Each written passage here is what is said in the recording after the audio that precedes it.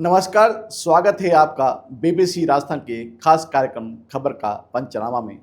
मैं हूं आपके साथ सुभाष मेहता और आज हम बात करेंगे एक ऐसे मुद्दे की जिसने राजस्थान की राजनीति में भूचाल ला दिया है। जी हां, अलग से भील प्रदेश की मांग ने प्रदेश में भूचाल ला दिया है। इस मांग ने संस्कृति, एकता और क्षेत्रीय अखंडता को लेकर एक गहरा विवाद खड़ा कर दिया है। इस मुद्दे पर भारत आदिवासी पार्टी और भारतीय जनता पार्टी आमने सामने आ गई है। तो चलिए शुरू करते हैं खबर का पंचनामा। भील प्रदेश की मांग ने उस समय जोर पकड़ा जब बांसवाड़ा डूंगरपुर लोकसभा क्षेत्र से भारत आदिवासी पार्टी के सांसद राजकुमार रोत ने सोशल मीडिया पर इसका एक नक्शा साझा करते हुए इसे उठाया। इस नक्शे में न केवल दक्षिणी राजस्थान के कई जिले शामिल हैं, बल्कि मध्य प्रदेश, गुजरात और महाराष्ट्र के भी कुछ आदिवासी बाहुल क्षेत्रों को इसमें दर्शाया गया है। सांसद राजकुमार रोत का दावा है कि यह मांग आज़ादी से भी पहले की है। वे 1913 के मानगढ़ नरसंहार का हवाला देते हुए हैं, जिसमें कहा गया है कि गोविंद गुरु के नेतृत्व में 1500 से अधिक आदिवासियों ने इसी मांग के लिए अपनी जान दे दी थी। रोत का तर्क है कि आज़ादी के बाद भील प्रदेश को लेकर राजस्थान, मध्य प्रदेश और गुजरात और महाराष्ट्र के बीच बांटकर आदिवासी समुदाय के साथ अन्याय किया गया है। वे इसे शहीदों के सम्मान में एक अलग राज्य के गठन की मांग के रूप में पेश कर रहे हैं, ताकि आदिवासी समुदाय की संस्कृति, भाषा, बोली और रीति रिवाजों को संरक्षित किया जा सके। वहीं बीजेपी ने इस मांग पर बेहद कड़ा रुख अपनाया है। बीजेपी के वरिष्ठ नेता राजन सिंह राठौड़ ने तो इसे सीधे सीधे प्रदेशद्रोह करार दिया है। राठौड़ का कहना है कि यह राजस्थान की एकता और गौरवशाली इतिहास पर सीधा हमला है। उन्होंने सांसद रोत के इस कदम को शर्मनाक और दुर्भाग्यपूर्ण राजनीति स्टंट बताया है, जिसका मकसद आदिवासी समाज में भ्रम फैलाना और सस्ती लोकप्रियता हासिल करना है।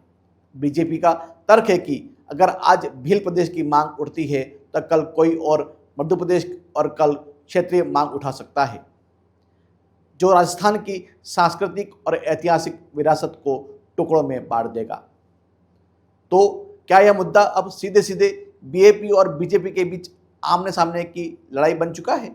जी हाँ, यह अब तक सीधी टक्कर है।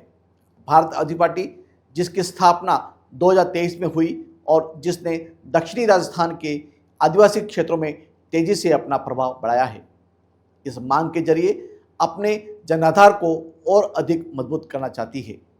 सांसद रोत का तर्क है कि आदिवासी समुदाय की संस्कृति, भाषा और परंपराएं मुख्य धारा से अलग हैं और इनके संरक्षण के लिए एक अलग राज्य आवश्यक है।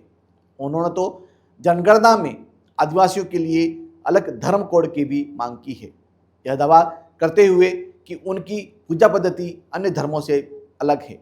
दूसरी ओर बीजेपी इस मुद्दे को राष्ट्रीय एकता और राजस्थान की अखंडता से जोड़कर इसे एक खतरनाक साजिश के रूप में पेश कर रही है।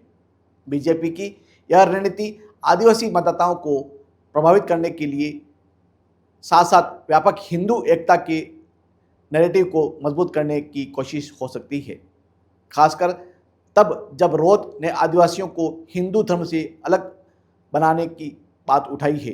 यानी यह सिर्फ एक क्षेत्रीय मांग नहीं, बल्कि इससे कहीं ज़्यादा बड़ा मुद्दा बन गया है।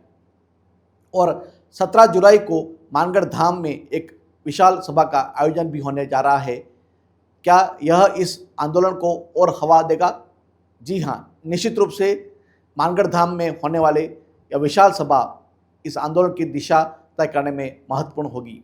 यह स्थल आदिवासी समुदाय के लिए ऐतिहासिक और भावनात्मक रूप से बहुत महत्वपूर्ण है, क्योंकि यहीं पर 1913 में नरसंहार हुआ था। इस सभा से बीएपी अपनी मांग को और मुखर करने की कोशिश करेगी और जन समर्थन जुटाने का प्रयास करेगी।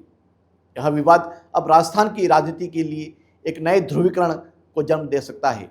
एक तरफ आदिवासी समुदाय की सांस्कृतिक पहचान और उनके अधिकारों की बात है, तो दूसरी तरफ क्षेत्रीय एकता और राष्ट्रीय अखंडता के सवाल खड़े हो रहे हैं।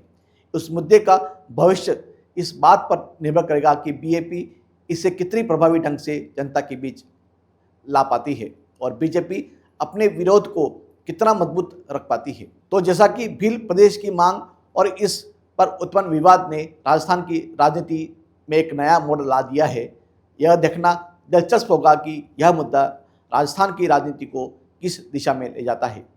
इसके साथ ही खबर का पंचनामा में आज के लिए इतना ही। फिर मिलेंगे किसी और जनहित से जुड़े मुद्दे के पंचनामा को लेकर। तब तक आप प्रदेश की तमाम सभी प्रमुख खबरों को देखने के लिए देखते रहिए बीबीसी राजस्थान और मुझे दीजिए इजाज़त। नमस्कार।